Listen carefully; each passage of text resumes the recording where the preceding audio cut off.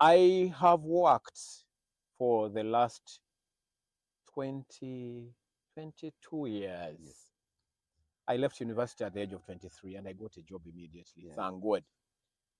And I've noticed over these years that there are so many of us who are very talented. We have first class degrees. Actually, we have amassed more than one. Yes. And things seem to be very okay Yeah. for, according to the papers. Yes. But you get a first class degree holder, you give them a job to do, and they cannot do it. Yes. They cannot stand up and express themselves before an audience. Yes. Public speaking, Yes. zero. They cannot hold a conversation with another person. Yeah. Interpersonal relationships are lacking. Yeah. People are very smart and they cannot keep teams together Yeah. because they don't know how to lead. Yes. Their level of emotional intelligence is wanting, Yeah. and they're not aware. Yeah. So I got challenged and I said, what can I do other than my 8 to 5 job? My 8 to 5 job. Yeah. Yeah. But also looking at my 8 to 5 job, I work with NSSF, and Yes. I started at from the lowest level I could say. Yes. I started, we used to be called data processing assistants. Yeah. I joined NSSF in 2008. And data processing assistants, our hard skills were working for us. Yes.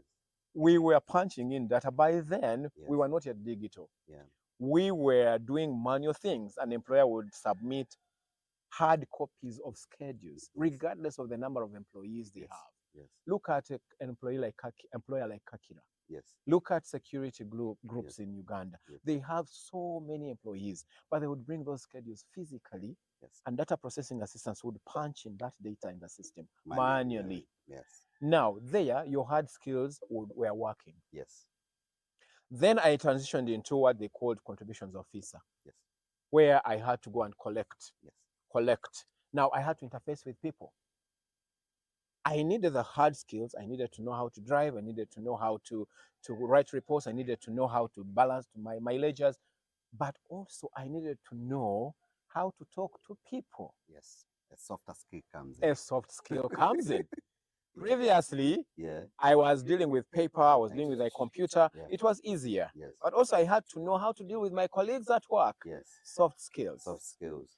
Now I go out, I'm dealing with employers, Yes. I'm dealing with HR managers, I'm dealing with CEOs. Yes. Man, then I have to start harnessing my soft skills on communication, Yeah. on presentation. How do I present myself? Yes. Some of us take things for granted. Yeah. We just dress anyhow. To be honest, Yeah. every person needs to think about how they show up. Yes. That is a skill. Yeah. How do you show up? When you talk about the dressing, and, Yes.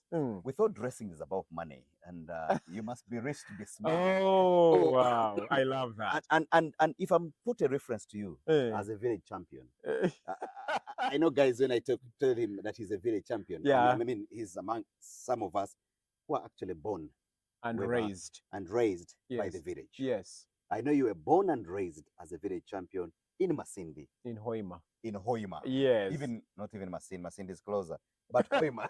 What are you talking about? Now, born Okay. and raised as a village champion, Mm. and now you come to Kampala, and now you come to spaces of people who are highly competitive. Yes. I know your primary school may not have been one of the schools on the world map by then. Maybe it was the ordinary school by then. Yes, of course. So, and you came here, and here you're joined by a team of, other colleagues coming from different schools that had maybe better skills